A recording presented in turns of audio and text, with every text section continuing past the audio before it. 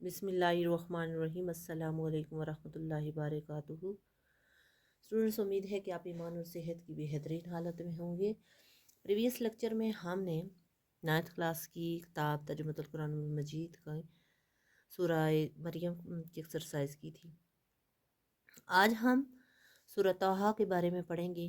اس کی ریڈنگ کریں گے سورہ طٰہٰ کی۔ تو اسٹوڈنٹس، یہ ریڈنگ تو میں آپ کو کرواؤں گی کیونکہ ہم پیپر کے حساب سے اس کی ریڈنگ کرواتے ہیں، لیکن یہاں میں آپ سے ایک ریکویسٹ کروں گی کہ آپ لازمی پوری سورہ طٰہٰ کا ترجمہ، جو اس کا با محاورہ ترجمہ ہے، اس کا پورا صحیح طریقے سے ریڈ آؤٹ کریں، کیونکہ یہ بہت ضروری ہے۔ کیونکہ اگر اس ہمارے سلیبس میں 9th کلاس کے سلیبس میں، کیا ہر کلاس کی تقریباً سلیبس میں انہوں نے کچھ صورتیں رکھی ہیں، اس کتاب کا کو ایڈ کیا ہے اور اس میں صورتیں ہیں، تو ان کا ترجمہ کرنا بحیثیت مسلمان ہمیں سمجھنا، کیونکہ کسی مقصد کے تحت یہ کتاب رکھی گئی ہے نا، تاکہ ہمیں اس کی صحیح معلومات ہو۔ کیونکہ ہم عربی میں پڑھتے ہیں تو قرآن پاک کی تلاوت کرتے ہیں اور وہ عربی زبان میں ہے،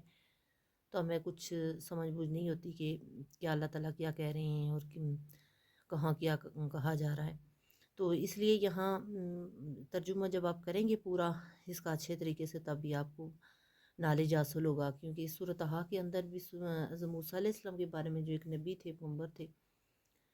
تو ان کے بارے میں ذکر ہے، ان کی زندگی کا حال احوال ہے اور ان کی پیدائش کس طرح ہوئی۔ بہت دلچسپ ہے اسٹوڈنٹس، اگر آپ اس کو پڑھیں گے تو آپ کو بہت مزہ آئے گا، دلچسپی سے پڑھیں گے انشاءاللہ۔ تو آپ اس کو پڑھیں کہ کس طرح ان کی پیدائش ہوئی، کس طرح کس جگہ ہوئی، جیسے پورا اب یہاں میں آپ کو بیان نہیں کر سکتی کہ ان کی پیدائش کس طرح ہوئی، پھر ان کو کس طرح باکس میں ڈالا گیا دریا میں، اور پھر کس نے ان کو لیا، فرعون نے، اور اس طرح ان کی پرورش مطلب ایک فرعون کے گھر میں ہوئی، اس طرح مطلب پورے ان کی زندگی کا حال حوال ہے۔ تو اسٹوڈنٹ لازمی اس کو آپ ریڈ آؤٹ کریں تاکہ آپ کو سمجھ ہو جائے۔ پھر ان کے بارے میں، ان کے کہ کس طرح انہوں نے اپنا پیغام کا، اللہ کا پیغام دیا، لوگوں کو دین کی طرف بلایا، وہ سارا واقعہ پھر آپ سمجھ پائیں گے۔ تو یہ تو ہم پیپر کے حساب سے چلیں آپ کو پڑھاتے ہیں تاکہ آپ کے پیپر کی تیاری اچھی ہو جائے،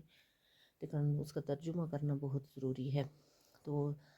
سٹارٹ کرتے ہیں۔ رب اشرح لی صدری ویسر لی امری واحلل عقدۃ من لسانی یفقہوا قولی، رب زدنی علما۔ سورۃ طٰہٰ، سورۃ طٰہٰ مکی سورت ہے، اس میں 135 آیات ہیں۔ جیسے میں آپ کو پہلے بتایا ہے سورہ مریم کے اندر بھی کہ قرآن پاک کی 114 صورتیں ہیں، جس میں کچھ تو جو ہے مکی ہیں، مدنی ہیں، 86 مکی ہیں اور 28 مدنی ہیں۔ اب یہ سورۃ طٰہٰ کون سی صورت ہے؟ سورۃ طٰہٰ آپ کو پتہ ہونا چاہیے کہ یہ مکی صورت ہے، اور مکی صورت کہتے ہیں، کیوں کہتے ہیں مکی اور مدنی؟ جو مکہ میں نازل ہوئیں صورتیں ان کو مکی صورتیں کہتے ہیں، اور جو مدینہ میں نازل ہوئیں ان کو مدنی صورتیں کہا جاتا ہے۔ اور اس میں آیات کتنی ہیں؟ اس میں 135 آیات ہیں۔ تعارف، اب تعارف کا مطلب یہ ہے کہ اس کے اندر کن چیزوں کا ذکر کیا گیا ہے، کیا کچھ بیان کیا گیا اس صورت کے اندر، اس کا یہاں تعارف کرایا جا رہا ہے کہ سورۃ طٰہٰ ان صورتوں میں سے ہے جن کے نام حروف مقطعات پر رکھے گئے۔ اب دیکھیں طٰہٰ، اب یہ حروف مقطعات میں سے بھی ایک لفظ ہے جس کو طٰہٰ کہتے ہیں۔ اسی طرح حروف مقطعات میں تقریباً 15 حروف ہیں جو قرآن پاک کے اندر آئے یہ ہیں، ان کو حروف مقطعات کہتے ہیں، جیسے الف لام میم، الف لام میم را، الف لام میم صاد، طٰہٰ، یاسین، اس طرح یہ مطلب لفظ ہیں تقریباً 15، اور یہ تقریباً سورت کے سٹارٹ میں ہی آتے ہیں۔ تو اس کے میننگ کا کسی کو کہتے ہیں کہ نہ اس کے بارے میں جاننا چاہیے اور نہ اس کے میننگ کا کسی کو پتہ ہے سوائے اللہ تعالیٰ کی، ٹھیک ہے؟ ان کو کہتے ہیں حروف مقطعات۔ اس صورت کا آغاز حروف مقطعات میں سے طٰہٰ سے ہوتا ہے۔ دیکھیں ابھی میں نے آپ کو بتایا، اب اس صورت کا آغاز جو ہے طٰہٰ سے ہوتا ہے، اور یہ طٰہٰ کیا ہے؟ حروف مقطعات میں سے ہے، اور اسی مناسبت سے اس صورت کا نام رکھا گیا ہے، اور اس کے لیے اسی وجہ سے اس مناسبت سے ہی اس کا صورت کا نام طٰہٰ رکھا گیا۔ تو طٰہٰ کے 8 میں سے 5 رکوع میں حضرت موسیٰ علیہ السلام کی زندگی بیان فرمائی گئی ہے۔ آپ دیکھیں ابھی میں نے آپ سے کہا ہے کہ آپ اس کو اچھی طرح سے ریڈ آؤٹ کریں، کیونکہ اس کے تقریباً 5 رکوع جو ہیں اس کے اندر حضرت موسیٰ علیہ السلام کی زندگی کے حوال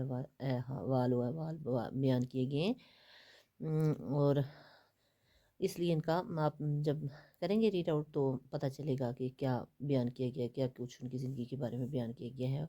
اور یہ تقریباً کتنے ہیں یہ آپ ذہن نشین رکھیں کہ 8 میں سے اس کے 8 رکوع ہیں، جس میں سے 5 جو ہیں وہ حضرت موسیٰ علیہ السلام زندگی کے بارے میں بیان کیے گئے ہیں۔ جن صورتوں کے بارے میں حضرت محمد رسول اللہ خاتم النبیین صلی اللہ علیہ وآلہ وصحبہ وسلم نے فرمایا کہ یہ میرا قدیم مال اور قیمتی اثاثہ ہیں،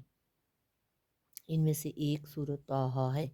یہاں یہ بات بھی صحیح بخاری میں سے ہے، جس کے اندر یہ بات موجود ہے، صحیح بخاری کی یہ کتاب ہے، جس کے اندر اس چیز کا یہ ذکر ہے کہ آپ یہ بات ذہن نشین کر لیجئے کہ اگر اس طرح کو MCQز آ جاتا ہے کہ کون سی سورہ ہے جس کے بارے میں نبی صلی اللہ علیہ وسلم نے کہا کہ یہ میرا قدیم مال اور قیمتی اثاثہ ہیں، آپ کو پتہ ہونا چاہیے وہ کون سی سورت ہے، سورۃ طٰہٰ ہے۔ حضرت عمر فاروق رضی اللہ تعالیٰ عنہ کے اسلام لانے کے واقعہ میں یہ تذکرہ ملتا ہے کہ جب وہ اپنی بہن کے گھر تشریف لے گئے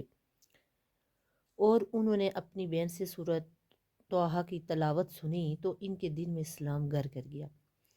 اور انہوں نے اسی وقت اسلام قبول کرنے کا فیصلہ کر لیا۔ اس طرح آپ نے واقعہ سنا بھی ہوگا کہ حضرت عمر فاروق رضی اللہ جب اپنی بہن کے گھر گئے تو اس وقت ان کی بہن جو ہے مطلب یہ اس وقت کا واقعہ ہے جب آپ ابھی اسلام نہیں لائے تھے، حضرت عمر فاروق ابھی اسلام نہیں لائے تھے، تو وہ اپنی بہن کے گھر گئے تو ان کی بہن جو ہے وہ سورۃ طٰہٰ کی تلاوت فرما رہی تھی، تو آپ نے وہ تلاوت سنی تو پھر آپ پر اکت طاری ہو گئی، اور آپ مطلب آپ اور ان کے دل میں اسلام گر کر گیا، مطلب ان پر اتنے اس صورت کا اثر ہوا،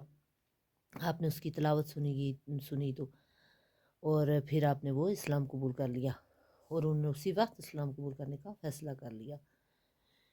سورۃ طٰہٰ کا خلاصہ حضرت موسیٰ علیہ السلام کا تفصیلی تذکرہ اور پھر توحید، رسالت اور آخرت کا بیان ہے۔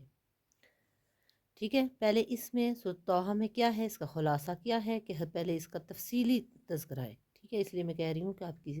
اس کو لازمی ریڈ آؤٹ کریں کیونکہ اس میں حضرت موسیٰ علیہ السلام کا تفصیلی تذکرہ ہے کہ حضرت موسیٰ علیہ السلام کی پوری زندگی کے بارے میں، اور پھر اس کے بعد جو ہیں وہ توحید، رسالت اور آخرت، جیسے پہلے پیچھے بھی آپ نے سورۃ مریم میں بھی پڑھا ہے، تو وہاں بھی توحید، رسالت اور آخرت کا بیان ہے۔ اب مضامین تھوڑا ڈیٹیل میں آ جاتا ہے۔ سورۃ طٰہٰ میں حضرت موسیٰ علیہ السلام کی زندگی کے 3 مراحل بیان کیے گئے ہیں، یعنی اس کی ڈیٹیل ہے آگے کہ سورۃ موسیٰ علیہ السلام کی زندگی کے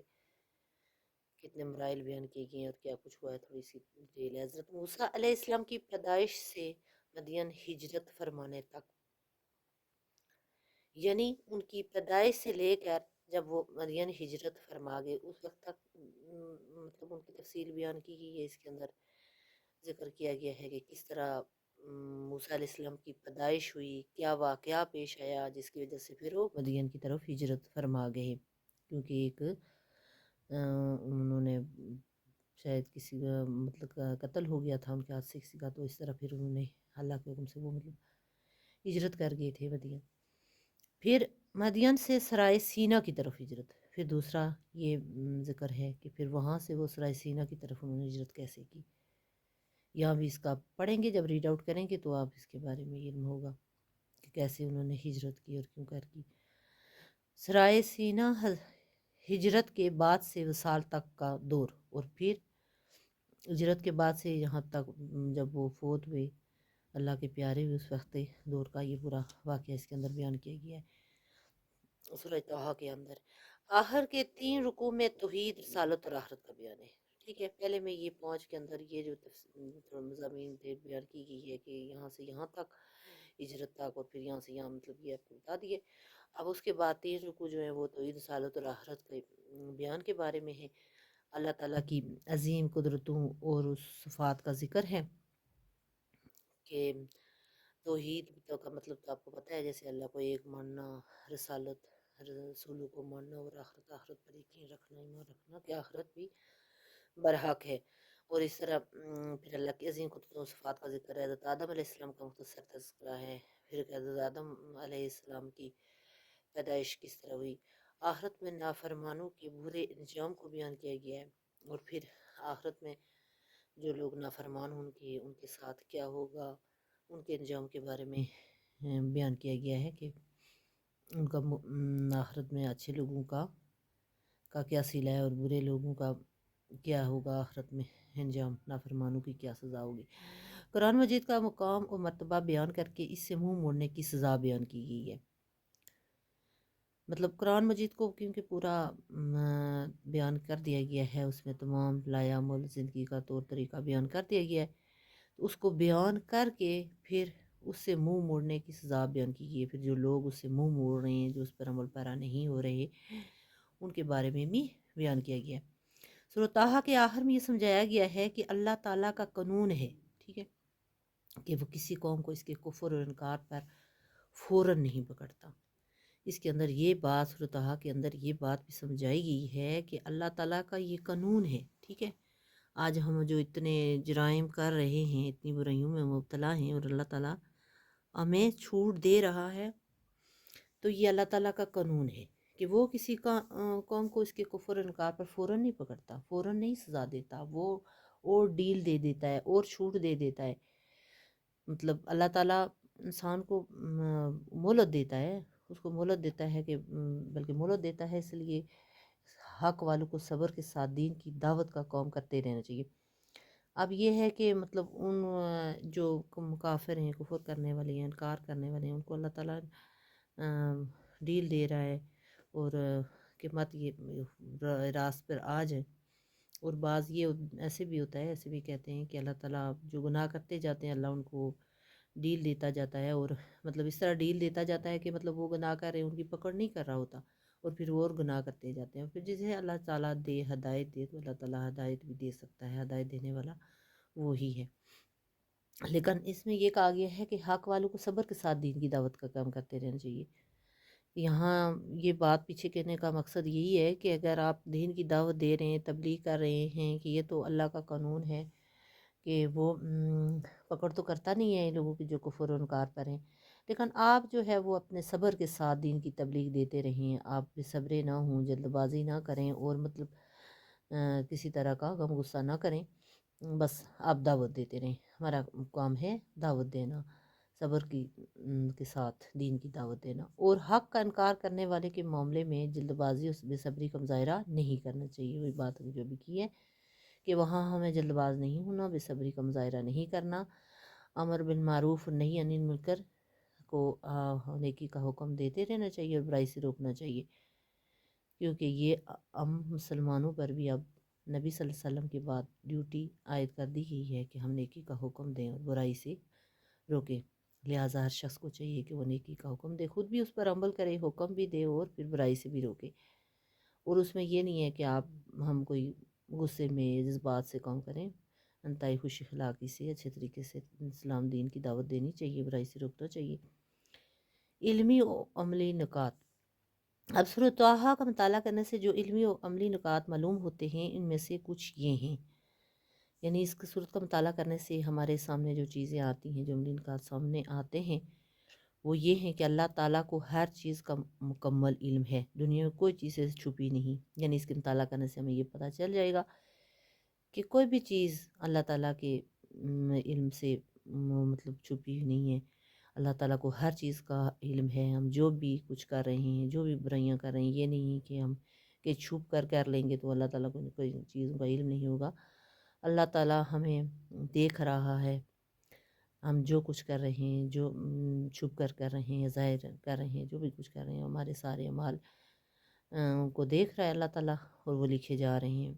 دنیا اور آخرت کی سلامتی ان کے لیے ہے جو ہدایت کی پیروی کریں۔ اب دوسرا پوائنٹ ہمیں یہ ملتا ہے، دوسرا نکات اس سے یہ ملتا ہے، اس کو مطالعہ کرنے سے، کہ اگر کہ ہماری دنیا اور آخرت اسی میں اچھی ہوگی، ہماری اسی میں بھلائی ہوگی کہ ہم ہدایت کی پیروی کریں، جو ہدایت دی گئی ہے اس کی ہم پیروی کریں گے، اللہ رسول کے احکامات کے مطابق چلیں گے، تو اسی میں ہماری فلاح ہوگی، اسی میں ہماری دنیا اور آخرت کی سلامتی ہوگی۔ نصیحت سے اعراض کرنے والے قیامت کے دن بہت پچھتائیں گے۔ اور نصیحت، جب کسی انسان کو نصیحت کی جاتی ہے، ہم اکثر یہ بھی مطلب یہ ہوتا ہے نا کہ اللہ تعالیٰ نے ہمیں تو حکم دیا ہے کہ نیکی کا حکم دیں اور برائی سے روکیں، لیکن اکثر ہم کتراتے ہیں، ہمارا کہ ہم مطلب ہمارے دماغ میں یہ بات وہ ہو رہی ہوتی ہے کہ ہم اس کو منع کریں، یہ برا کام کر رہا ہے کہ اس کو اس سے روکیں، لیکن پھر ہم ساتھ اس وجہ سے بھی کرے شاید یہ محسوس کرے گا آگے سے ہمیں کیا کرے گا، جب بہرحال اس چیز کی ہمیں پرواہ نہیں کرنا چاہیے۔ اللہ کا یہی حکم ہے کہ آپ نیکی کا حکم دیں، چاہے آپ اس کے، کیونکہ ہمارے نبی صلی اللہ علیہ وسلم نے تو کتنی تکلیفیں اٹھائیں دین کو پھیلانے میں، تو اس لیے ہمیں بھی اس چیز کو نہیں سوچنا چاہیے۔ لیکن یہی کہتے ہیں نا کہ نصیحت سے اعراض کرنے والے قیامت، مطلب ہم جب کسی کو نصیحت کرتے ہیں تو آگے سے ہمیں جڑپ دیتا ہے یا ہمیں کہتا ہے تمہیں بہت پتہ ہے، ہمیں پتہ ہے، ہم ٹھیک چل رہے ہیں، یہ وہ ایسے اکثر لوگ اپنے دیکھا ہوگا ایسے بات کر دیتے ہیں۔ لیکن اس سے ہمیں تو محسوس نہیں کرنا چاہیے، ہمیں کیونکہ اپنے اللہ کے پیغام کو پہنچانا چاہیے، جو ہماری ڈیوٹی ہم پر عائد کی گئی ہے۔ لیکن یہ لوگ جو اعراض کر رہے ہیں، جو اس ہم انہیں نصیحت دے رہے ہیں، اس سے اعراض کر رہے ہیں، یہ قیامت کے دن بہت پچھتائیں گے کہ کاش ہم اس وقت سن لیتے، ہم جو اگر نہیں بھی علم تھا، کوئی ہمیں منع کر رہا تھا، کوئی بتا رہا تھا، تو ہم اس پہ سن لیتے تو آج ہمارے ساتھ یہ نہ ہوتا۔ تو اس دن بہت لیکن اس وقت پچھتایا کیا، پچھتائی کیا، اور جب چگی چڑیا کھیت، اس وقت پچھتانے کا فائدہ کوئی نہیں ہوگا۔ قیامت کے دن اللہ تعالیٰ ہی فیصلہ فرمائے گا کہ کون سفارش کرے۔ اب یہ فیصلہ بھی تو اللہ تعالیٰ ہی نہیں کرنا ہے نا، ہم تو وہی نا، سب فرقوں میں کتنے اختلافات ہیں، کوئی کیا کہتا ہے سفارش نہیں ہوگی، کون کیا کہتا ہے، ہم یہاں اس بات میں نہیں پڑھنا چاہتے۔ بات یہ ہے کہ یہ اللہ تعالیٰ ہی فیصلہ فرمائے گا کہ کون کسی سفارش کرے گا۔ ہمیں اللہ تعالیٰ سے اپنے علم میں اضافے کی دعا کرتا رہنا چاہیے، اضافہ کی دعا کرتے رہنا چاہیے۔ اس لیے دعا ہمیں سکھائی گئی ہے، ربی زدنی علما، اس کے ساتھ یہ بھی ہے ربی اشرح لی صدری، وجہ سے ہمیں اپنے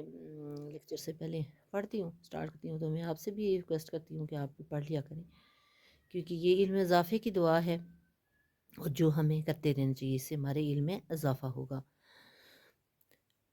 شیطان ہمارا دشمن ہے جو وسوسہ ڈال کر ہم سے اللہ تعالیٰ کی نافرمانی کرانا چاہتا ہے، اور دوسرا یہ ہے کہ شیطان تو ہمارے ساتھ ہے ہی، اور اس کو اللہ تعالیٰ نے چھوٹ دی ہوئی ہے، اور اللہ تعالیٰ نے اسے چھوٹ دے کے ساتھ یہ کہا ہے کہ جو میرا بندہ ہوگا وہ میرا ہی رہے گا، وہ تیری نہیں سنے گا، کیونکہ اس نے، شیطان نے تو خود ہی مانگی ہے نا اللہ تعالیٰ سے، مطلب ووٹ مانگی ہے اللہ تعالیٰ سے، مانگا ہے کہ مجھے آپ اجازت دیں کہ میں دنیا میں ہی رہوں، اور تو آپ انسانوں کو میں کہوں گا، تو وہ پھر اللہ تعالیٰ نے کہا ہے کہ جو میرا بندہ ہوگا وہ تیری بات نہیں سنے گا۔ تو یہاں یہ کہ شیطان جو ہے وہ وسوسے انسان میں ڈالتا رہتا ہے، اور برے اعمال کرنے کے لیے وہ انسان کے اندر وسوسے ڈالتا ہے، لہٰذا ہمیں کوشش کرنی چاہیے کہ ہم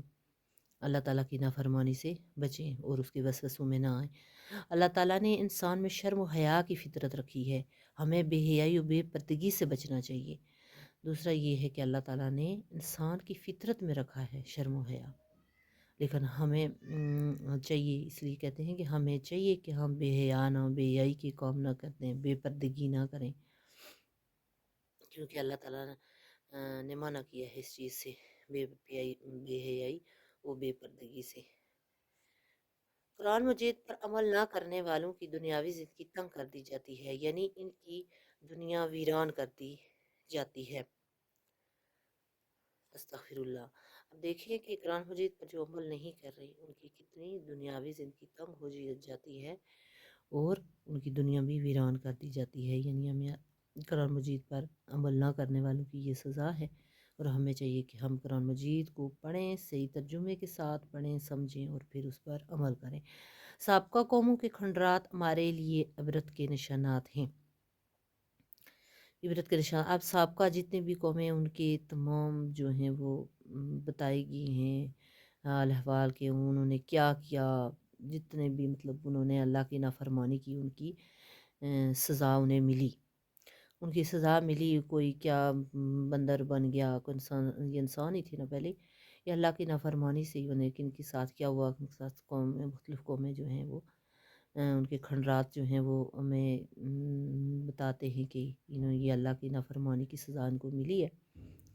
تو لہٰذا ہمیں اس سے سبق سیکھنا چاہیے اور اللہ کے کام کے مطابق چلنا چاہیے۔ ہم تو بچے ہوئے ہیں نا، ہم تو اسی وجہ اپنے نبی صلی اللہ علیہ وسلم کے صدقے سے بچے ہیں کہ ہم آج جو برائیاں کر رہے ہیں، جن برائیوں میں مبتلا ہیں، اور اللہ تعالیٰ نے ہمیں بچایا، اس کی سزا نہیں دی جا رہی اپنے نبی کے صدقے سے۔ ہمیں نمازوں کو وقت کی پابندی کے ساتھ ادا کرنا چاہیے۔ اب دوسری یہاں یہ بات ہے کہ نماز کو وقت پر ادا کرنا چاہیے، کیونکہ اوائل ٹائم میں جب آپ نماز کا ٹائم سٹارٹ ہوتا ہے اس کا زیادہ اجر ہے، زیادہ اس کی فضیلت ہے، اور اس سے تھوڑا اگر آپ لیٹ پڑھیں گے تو اس کو وہ دوسرے پہ آ جاتا ہے۔ تو لہٰذا ہمیں چاہیے کہ ایک تو وقت پہ اس کو پڑھیں، مطلب ٹائم بالکل اینڈ نہ کیا کریں، اور دوسرا ٹائم گزر جائے تو پھر پڑھنے تک کوئی فائدہ ہی نہیں ہے، کیونکہ نماز کو وقت پر فرض کیا گیا ہے۔ اس لیے وقت کی پابندی کرنی چاہیے، اور نماز کو کی بھی پابندی کرنی چاہیے۔ دنیا کی نعمتیں ہماری آزمائش اور امتحان کے لیے ہیں۔ اب دنیا میں جتنی بھی نعمتیں دی گئی ہیں نا، کوئی امیر ہے، کوئی بہت بڑا ہے جس کو اللہ تعالیٰ نے مال اولاد سب کچھ دیا ہوا ہے، ساری نعمتیں دی ہوئی ہیں، ہر انسان خواہش کرتا ہے کہ مجھے دنیا کی ہر نعمت مل جائے، لیکن یہ اللہ کے فیصلے ہیں۔ اللہ کسی کو زیادہ دیا ہوا ہے، کسی کو تھوڑا دیا ہے، لیکن یہ سب آزمائش ہے، یہ امتحان ہے ہمارا۔ کہ اگر مطلب فرض کرو ایک شخص ہے جس کے پاس بہت مال ہے اللہ کا دیا ہوا، لیکن اس میں کیا وہ کتنا خرچ کر رہا ہے، کتنا ناداروں پر، غریبوں یتیموں پر خرچ کر رہا ہے، کتنی زکوٰۃ دے رہا ہے، اب یہ سب اس کے لیے آزمائش ہی ہے نا۔ حضرت محمد رسول اللہ خاتم النبیین صلی اللہ علیہ وآلہ وصحبہ وسلم کا سب سے بڑا معجزہ قرآن مجید ہے، اور دوسرا قرآن مجید جو ہے وہ معجزہ ہے مطلب نبی صلی اللہ علیہ وسلم کا کو معجزہ اس لیے کہا گیا ہے کہ تمام دنیا کے لیے ہے، تمام تمام جہانوں کے لیے اس کو اللہ تعالیٰ کی یہ کتاب ہے، تمام جہانوں کے لیے ہے۔ قرآن مجید اللہ تعالیٰ کا آخری کلام ہے، اور اس میں تمام انسانوں کے لیے ہدایت ہے، رہنمائی ہے۔ کون کامیاب ہے کون ناکام ہے، اس کا فیصلہ قیامت کے دن ہوگا۔ اب کوئی شخص کامیاب ہے یا ناکام ہے، اس کا فیصلہ تو اللہ تعالیٰ ہی کریں گے، اور قیامت کے دن ہی ہوگا۔ یہ بھی آپ کو ہمیں ذہن نشین رکھنا چاہیے کہ ہم یہ نہ کہیں کہ ہم جیسے کسی پر الگا دیتے ہیں کہ کوئی مختلف، کیونکہ فرقہ وارانیت سے بچنا چاہیے، کیونکہ بہت سارے لوگ ہیں جو ایسے دوسرے پہ فرقوں میں اختلاف ہونے کی وجہ سے دوسرے کو برا بلا کہہ دیتے ہیں، اسے کہہ دیتے ہیں کہ یہ صحیح نہیں ہے، یہاں تک کہ اللہ معاف کرے کافر تک وہ کہہ دیتے ہیں۔ ایسے نہیں کہنا چاہیے، اللہ تعالیٰ کو معلوم ہے کہ کون صحیح ہے کون غلط ہے۔ ہمیں صرف اپنے آپ کو ٹھیک رکھنا چاہیے، دوسروں پر نہیں کرنا چاہیے، تنقید نہیں کرنی چاہیے، اور اپنے اعمال ٹھیک طریقے سے اپنا عمل کرنا چاہیے، اور اپنے اللہ کے احکامات کے مطابق اپنی زندگی گزارنی چاہیے، اور اس کا فیصلہ اللہ تعالیٰ ہی کریں گے جو قیامت کے دن ہوگا۔ تو اسٹوڈنٹس نیکسٹ ویڈیو پہ ملاقات ہوگی، سو توحا کی ایکسرسائز کریں گے نیکسٹ ویڈیو میں۔ تو لائک کیجیے، سبسکرائب کیجیے، اور ویڈیو کو زیادہ سے زیادہ شیئر کیجیے تاکہ دوسرے لوگ بھی مستفید ہو سکیں۔ اللہ حافظ۔